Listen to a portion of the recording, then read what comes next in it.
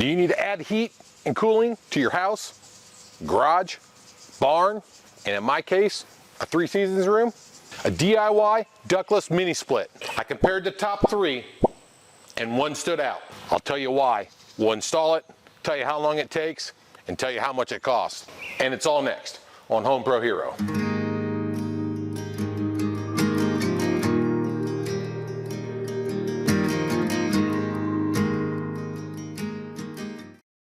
So about 5 years ago, I decided to make our covered porch a 3 seasons room. But due to the cold winters and the hot summers, the ceiling fans, the fireplace just aren't enough. We still need additional heat sources. So the solution, it's real simple. A DIY ductless mini split. I compared 3 systems that I was somewhat interested in. MrCool, Della, and TOSOT. MrCool, probably the most popular brand, simply because they charge their lines.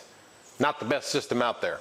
Their SEER value, the efficiency value of the system, not all that great, middle of the pack.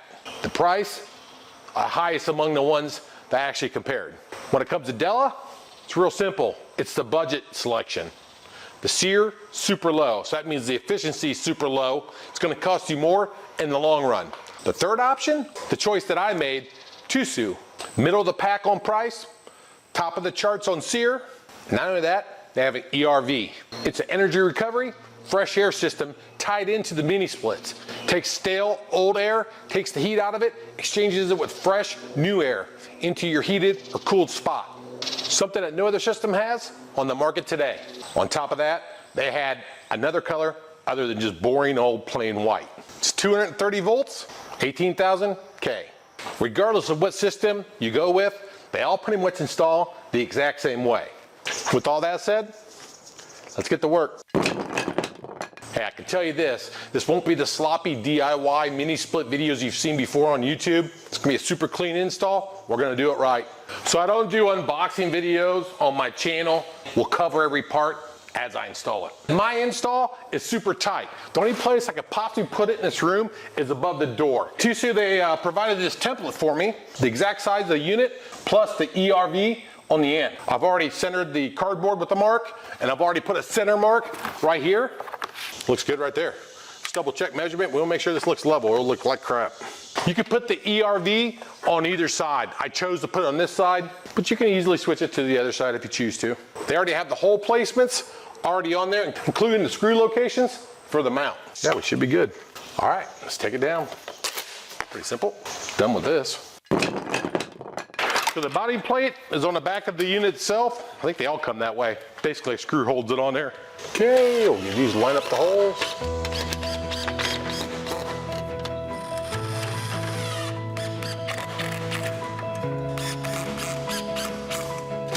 All right, definitely not gonna go anywhere. That was easy. Let's not forget about our EVR mount, since no other system has it. I want to make sure you understand what I'm doing here. I'm getting ready to drill this hole right over here. It's going to have my 2 copper lines and my drainage line, both coming out of that indoor unit. We're going to come down this post here. I'm going to wrap it in the same material so it looks nice and clean and not DIY-ish. No one else on the internet does that. Come down here, make a turn. We'll come over here and we'll grab the outside unit right here. On this side is where the ERV is going to be. 2 more additional holes. One for clean outside air and one for stale inside air. So I finally pulled the trigger on this spider set. I love it. I love the spider stuff for a lot of different reasons. One chuck, lots of different bits, good quality. Hope I don't hit any nails. I hate to break it. But the good thing is they sell these individually too. A lot more expensive than buying it as a pack. But regardless, if you break one, it's easy to replace.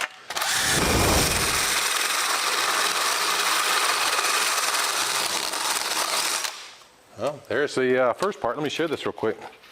Look. That's why I love it. Problem's gonna be, I might come in from the other side because I got such a thick wall.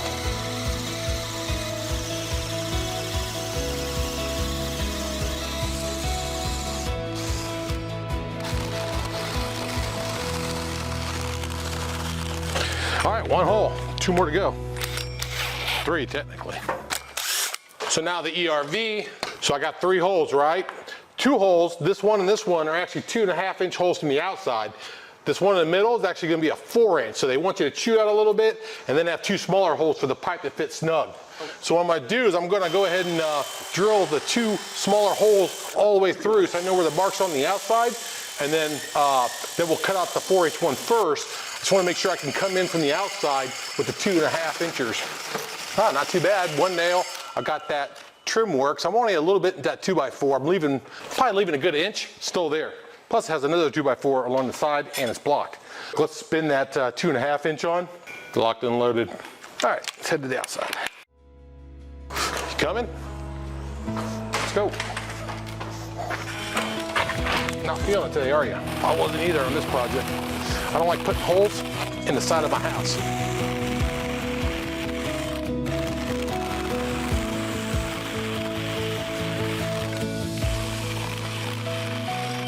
All right, should have been a punt. A lot of that stuff out of there. See what we look like. Because the bottom one's clean, the upper one needs a little bit more. I'm gonna try and get it from the inside.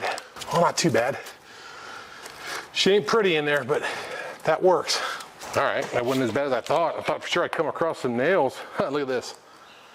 A nail right there. I went right in between it. It was like stuck like this. Huh, didn't destroy my bits. All the drilling's done. Next step.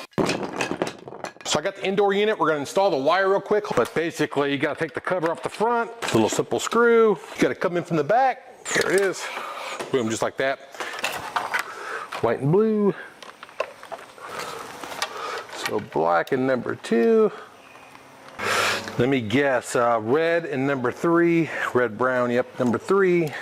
And green and number 4.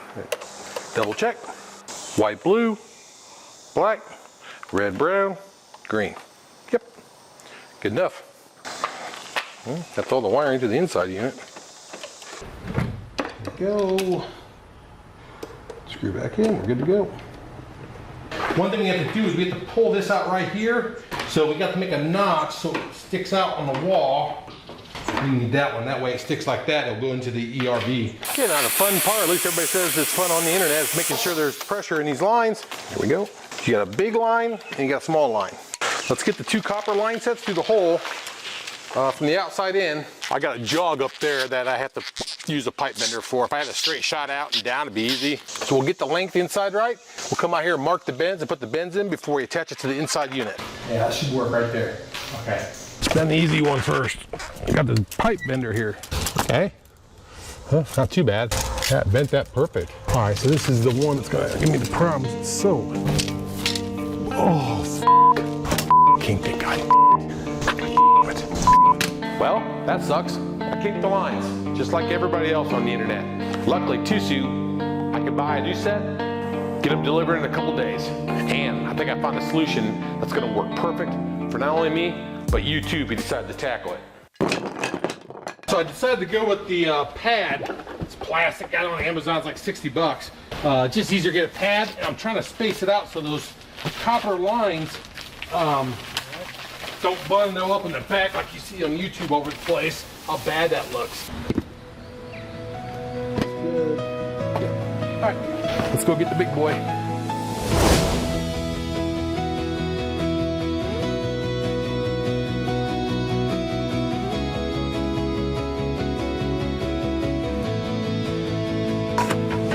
Real simple, we got our black and white coming in from 2 breakers in the basement, 20 amps each. Okay, that one's in.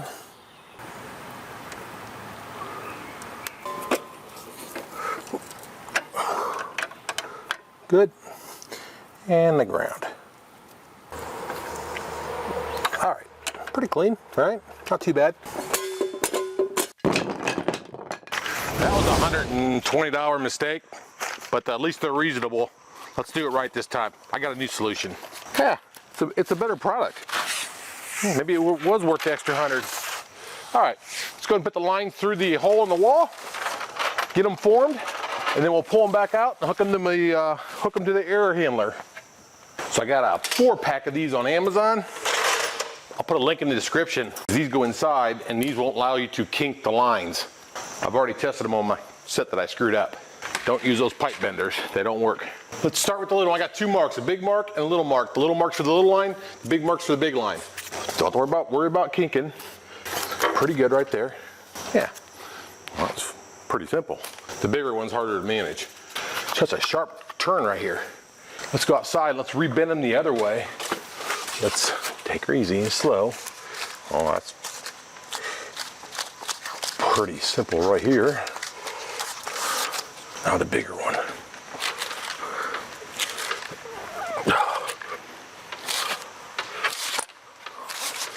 Bingo. As long as we can pull the tubes out, I think we're in good shape. Well, there's no kinks in that one. This one will probably be a little, oh yeah. No kinks in this one either. We're golden. All right, we're done with the tubes for now. I'll probably put them in the other end, that way we don't bend them when we're going in and out everywhere. Don't want to pay $100 twice, right? And I've got nothing else better to do with them, so I'm gonna feed them in there. So the bad thing is they only come in 12 foot or 13 foot lengths. Well, these lines are 16. Okay, good. There's my unit. I got it taped together too to help me keep my shape. So I got the unit actually facing the exact same way it's gonna be on the wall. That way I don't get confused on how the line sets go. I got this, what's it called, nylog. It's supposed to help seal it up, I guess. I don't know. Just saw everybody else on YouTube use it, so I'm gonna use it too. So pull this back. See that little nipple or whatever you wanna call it? And then see it's on there. Holding friction against it. Okay, pretty snug right there. And then I'm gonna do the same thing with this one. Stuff on it or nylog. Perfect, look. See how that one on? Okay. Both are tight now, hand tight. Just gonna make it snug. Seen a lot of mixed opinions about torque wrenches and stuff. Nothing too crazy. Okay, and then this one, same thing. We'll give this one a little bit more oomph since it's bigger. Now we'll get the wrap out. We gotta make sure all this stuff's insulated. If not, it'll drip inside your house. They give you the supplies. There's one. Okay, can you pull any at all? Keep pulling. Perfect. I think I got it. Oh, that sucked. It's up now though. Man, if those tubes are just 16 feet, it'd be like almost perfect.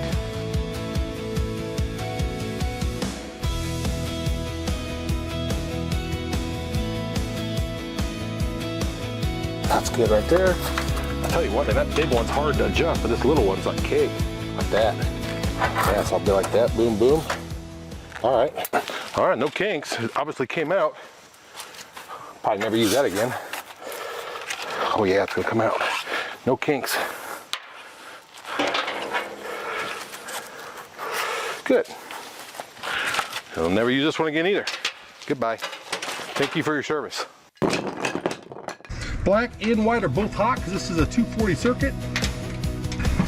It doesn't matter which one of these you put it on. There we go. All right, let's hook up the connections on the unit.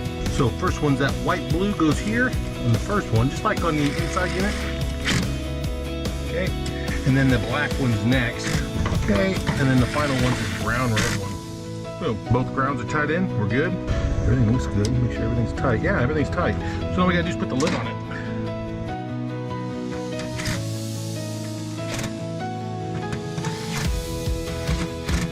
Same process, we're gonna use this nylog stuff. We'll hand tighten them and then we'll torque them. A little flare, oh yeah. Always both lines are that little. Because one's the return line and one's the supply line. Okay, they're both hand tightened. So we gotta do is put a wrench on them now. That should be good enough. Could never be a halfback guy. I'm just telling you right now, no way on earth.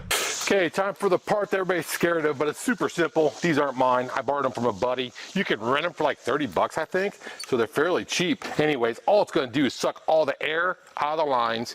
We're gonna stop it and see if it leaks. If it doesn't leak, then we open up the Freon and it goes in the lines and you're good to go. So all we're gonna do is hook the yellow one up to the pump and then the blue one to the unit itself. It plugs in to here, the bottom. And I got a little special adapter on there too, by the way. You have to buy that if you don't have it, but this, my buddy had it already, so it wasn't a big deal. Okay, and then all we're gonna do is open up this so it can start sucking. See if you get nice and low. There's a gauge thing on there. You gotta get down to like 30 or something like that. So we'll let it work. Come back in a few minutes. Go ahead and do the ERV. Remember we left this out. I put some tape on it so I wouldn't lose it when I tried to put this thing on the wall. And all there is, there's two simple connections on the back of here with a cover. You make the connections, and then this thing hooks on top here, and hopefully if I do drill the holes right, that these two will fit in here perfectly. There we go. And you're supposed to just screw them in there. Okay. Pretty simple. Oh, it definitely tightens up the hole too, big time. Huh. Hole placement's right on the money. Okay, there's that one. Put this fancy little, oh yeah, perfect.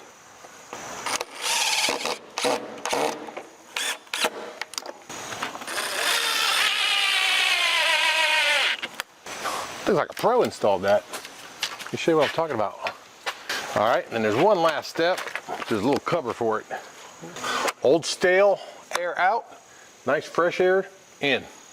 So I've been pumping. I'm gonna go ahead and shut the gauge, make it nice and tight. So now I'm isolated to the system itself. So make sure that needle doesn't go off of 30 or stays right in that same ballpark. Check this out. Next day, it's been about probably 20 hours. Hasn't budged. The little one has the liquid, and the bottom one is like the return. You go counterclockwise on this. I'm gonna put a little bit in the line, and then I'm gonna unconnect this, and then I'm gonna put the rest of it in. There we go.